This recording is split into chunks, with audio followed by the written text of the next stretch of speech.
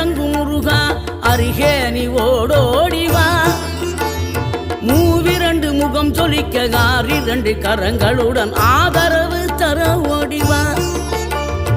ஆறுபடை வீடும் அருள் வழங்கும் முருகா அருகே நீ ஓடோடிவா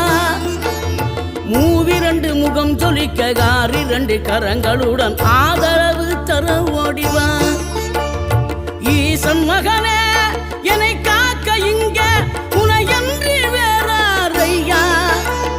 நெஞ்சார நான் நினைக்க பஞ்சாமிர்தம் கொடுக்கும் ஒரு தெய்வம் நீதானையா ஒரு தெய்வம்